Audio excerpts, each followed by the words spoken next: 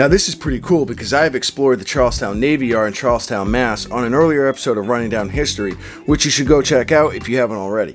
But I have grown up right across the river from the Portsmouth Navy Yard, which is still an active Navy Yard in Portsmouth, New Hampshire.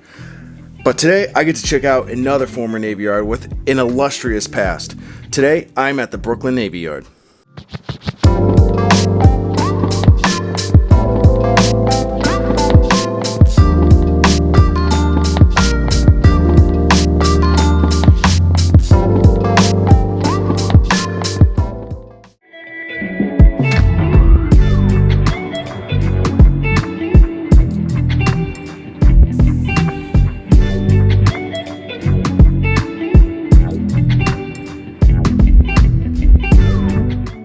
Now this says by 1790, Brooklyn is mostly rural, which I think most of this country was mostly rural in 1790.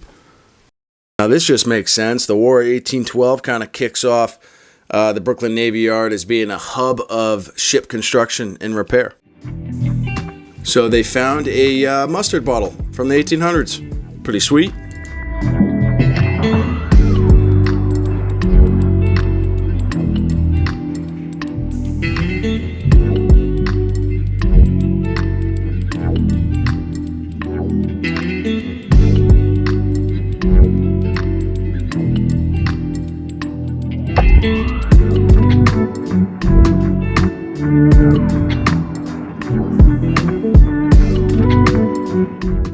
Now, Dry Dock 1, which is now a New York landmark, was completed in 1851 and was one of 6 dry docks here in Brooklyn.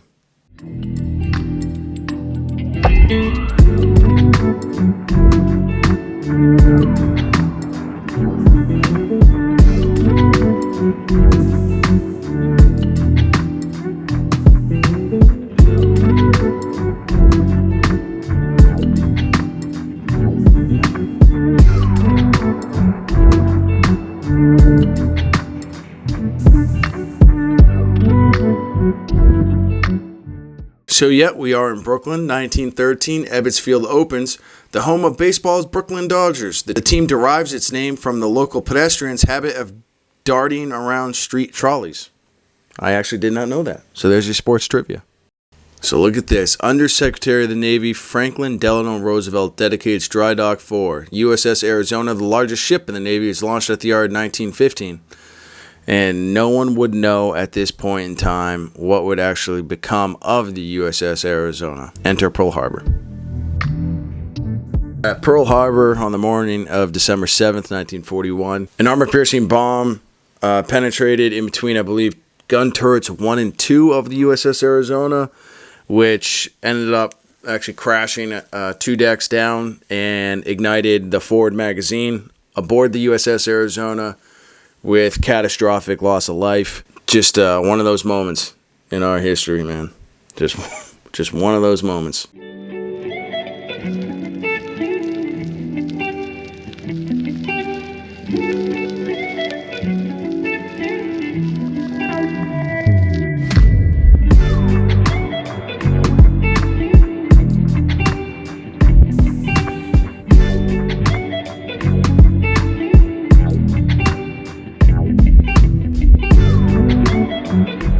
The Arizona sank in less than 10 minutes right at its berth.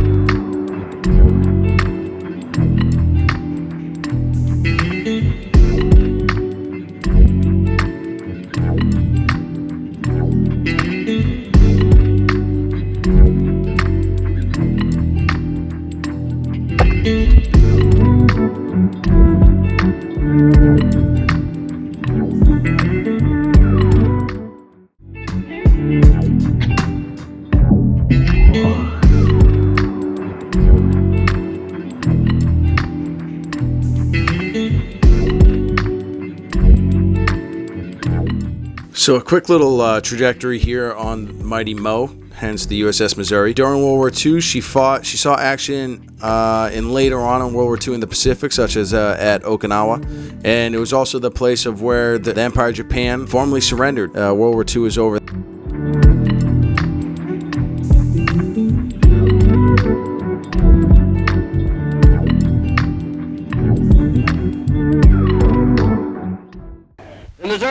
three sister ships, the Iowa, the New Jersey, and the Wisconsin, would be the largest and the finest warships in the world. And the armament to be installed in the Missouri will make her the most formidable craft afloat.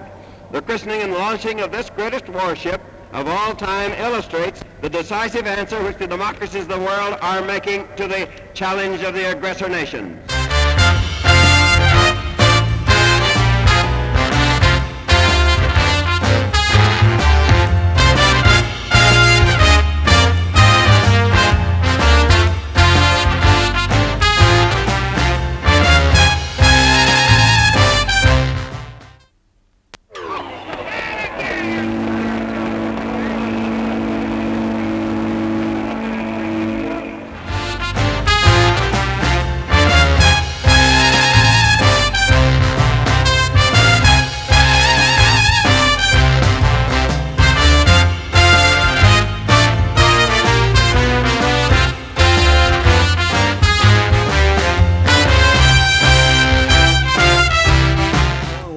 Getting into the Cold War, President Truman actually deactivated 3 of the 4 Iowa-class battleships. So the Iowa, the New Jersey, and the Wisconsin were all activated, and Truman actually overruled the Navy and kept Mighty Mo in active service, which he sent on a mission to show America's determination to oppose communism in the Eastern Mediterranean. Can you imagine seeing those guns fire? Holy crap. Now, late in 1954, the USS Missouri was eventually mothballed in Puget Sound and became a tourist attraction. But by the 80s, she was re-equipped with Tomahawk missiles, state-of-the-art radar, and fire control and electric warfare capability. And they even brought back the 800-pound ship's bell out of a museum in Missouri and put it right back on the ship where it belongs. The collapse of the Soviet Union in the early 90s, the U.S. really faced no imminent naval threat. So the Mighty Mo was decommissioned in 95. She is now a floating museum at Ford Island, Pearl Harbor, 500 yards from the Arizona Memorial. Now, if you'll permit me to just kind of geek out here real quick.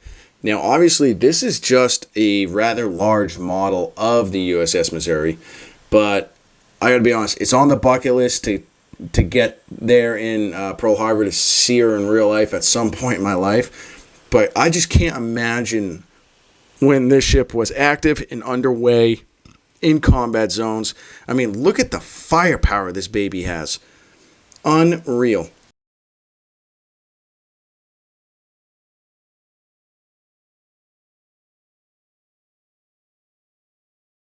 Now, and during World War I, this was also a first time for this. Workers were also now being issued naval ID cards to dissuade or prevent sabotage of any kind. Now, I love these old photos of these workers. You can kind of get a little sense of who they might have been.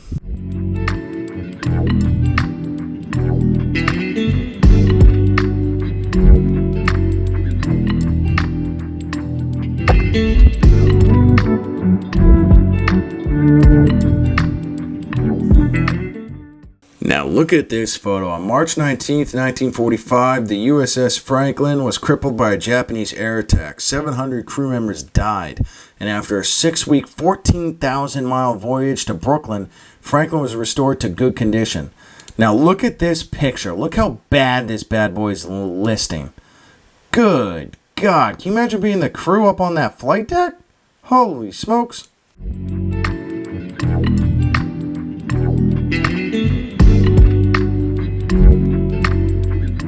Also in 1942, the yard was now working on a 24/7 schedule with 3 8-hour shifts and also produced uniforms, flags, combat provisions for soldiers, and packaged food. Post-World War II saw the Brooklyn Navy Yard productivity decline sharply and its workforce shrunk again to 10,000. By the early 60s, the Brooklyn Navy Yard began its inevitable decline, mainly because of where it sits geographically, due to the fact that the U.S. Navy ships were being built bigger and that they couldn't fit underneath the Manhattan and Brooklyn bridges, so they couldn't, in fact, get to the Navy Yard, or in that fact, get out.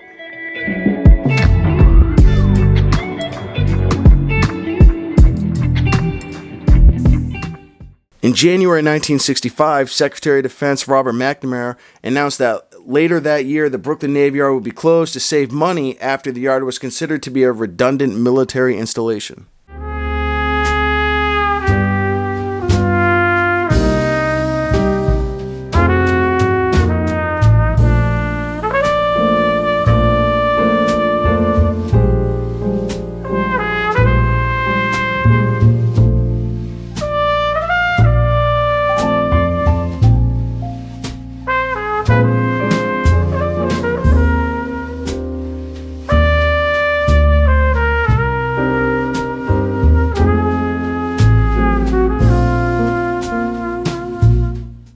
this photo. Francis Mulge, a boatwright at Brooklyn Navy Yard, offers his hard hat to Senator-elect Robert F. Kennedy on visit to doomed installation. Hard hat in hand, knowing that the fight is just about over. June 25th, 1966, the Brooklyn Navy Yard was officially closed.